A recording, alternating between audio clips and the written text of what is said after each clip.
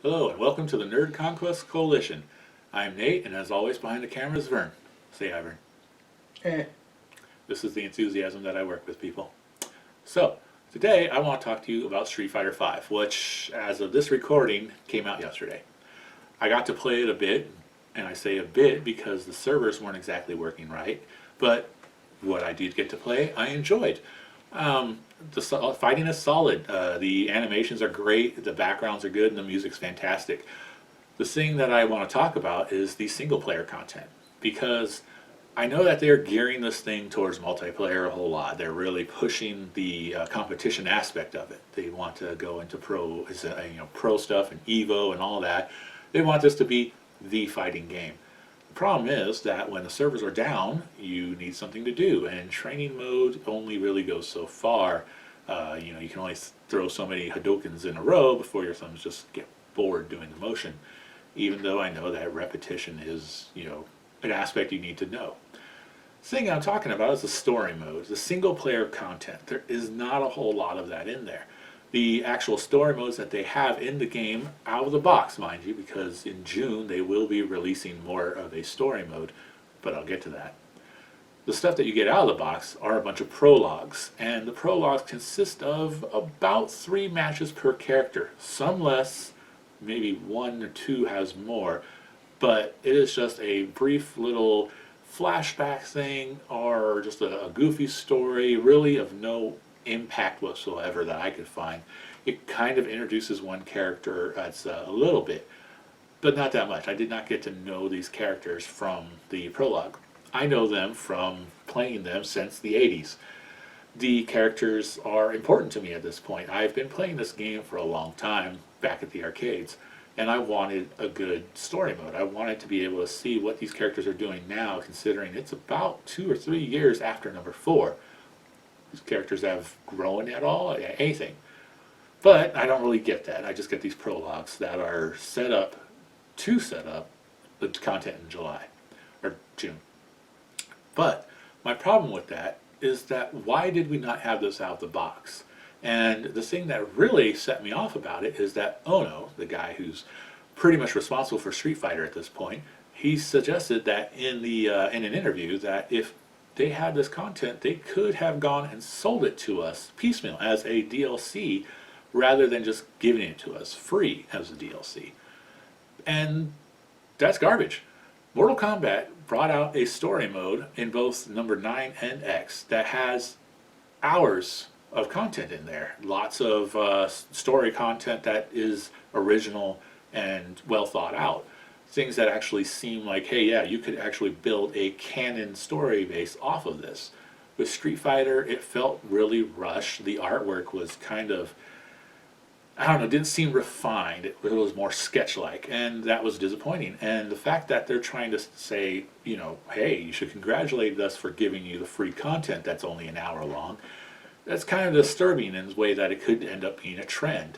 That could mean that another fighting game, or the next Street Fighter, may not have a story mode at all. You're just going to have a fighting game. The thing is, a lot of people that are more casual, not the pros, will play a fighting game because of the personality of the characters. If you don't know the personality of the characters, you can't grow to care about them, and you're not going to bother learning the higher grade, the combos, the things that they can do, the nuances. To all of them, they will just be red fighter and white fighter, and that's it. Which we kind of saw back in the old Karateka days. Basically, watch a Bloodsport. The video game they play in that's the method that they would be going, just with a bit more flashier graphics. And I just can't accept that. As a fighting game fan, I want to see some content, I want to see some characters with some personality, and I don't want that kind of trend to happen. I think that Street Fighter is just too big of a legacy to go that route. And Mortal Kombat did it right. They are also a legacy, and this is Warner Brothers studio that we are talking about here. Those guys are usually not to be trusted with, good content half the time because they're really cashing in on the DLC most of the days. But with Mortal Kombat, they delivered, thanks to NetherRealm Studios. So why can't Capcom do the same? Why can't they go and give us at least, I don't know, a freaking text scroll that tells us what happened? they've also went and brought out a lot of characters that were tied to other characters from previous games. So, like Karin, she was tied to Sakura. All of a sudden, she's in the game, Sakura's not. And in number 4, Sakura had a moment of Dark Hado, which was like one of the key components of the story because of Ryu. She's having the same thing, and you're suddenly not going to have her, but you're going to have her rival. This does not make sense to me. Why would you not go and bring the character that, A, is loved, and B, important to the story? Instead, you just bring her rival.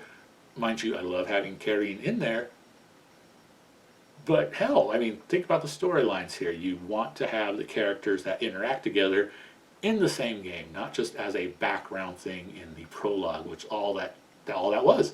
Sakura shows up for about 2 lines, and that's it. It's really disappointing. Another thing is their choice of characters that they present in that prologue. Birdie gets a lot of airtime in the prologues, in every character's prologues. I don't care about Birdie that much. He's a joke character. His running gag is he's always hungry and he always has bad luck. Ha, I get it. Meanwhile, you've got actual interesting characters like Rashid, who's this wandering, net-addicted hero wannabe. That's interesting. He has a spark of interest going on in there as a brand new character, but I can only get to know him so much because you barely show him at all. I guess I'll have to wait till the June content, but will that game be able to hold my interest that long? Because if the servers aren't working, I don't have any reason to play the game. Now, I could play survival mode, I guess, but I mean, string after string of characters that are not being controlled by another human being and no story content to back it up, that gets boring to me. And I'd like to see, a little more meat on the bones. Now, when you actually fight another human being, that's a driving force. You want to win against other people, and you want to learn to get better. I'm not that good. I'll get my butt kicked a lot, but I'm trying, and that drives me. I want to learn to get better. I want to beat the people that are beating me. With a story mode, I want to beat the computer because I want to know what happens next. That is incentive on both sides to get better. But with a survival mode, where it's just constant fighting, characters are pretty much going to stay the same difficulty the whole way through, there's really no incentive for me to keep playing the game. So that doesn't speak well this early on. I hope that the server situation gets picked up a little better, but that's for us to find out later. But in the meantime, Street Fighter V is kind of a disappointment for me, and I'm really sad about that because I love that series. So hopefully when this new content comes out, I'll be more interested, but at the same time, here's a warning to Capcom: don't threaten to sell us content that should be in the game originally. If it's supposed to be in there in the first place, if you've done it before, where you've had a story mode before, don't suddenly say, oh no, we couldn't put it in there, it's going to cost you. You're just holding back product from the customer, and we just won't be ripped off. We don't like that. We will drop your game, and you won't have a Street Fighter 6. Your legacy will end at 5. So please don't do that. So this turned out to be a bit of a rant, a bit of a complaint, and I don't like to be negative on here, but I had to spell it out. Anyway, thanks for watching. As always, I'm Nate from Nerd Conquest Coalition, and behind the camera was Vern. Say bye, Vern. That's the enthusiasm I have to work with, people, just like I say. Anywho, be a nerd, be proud.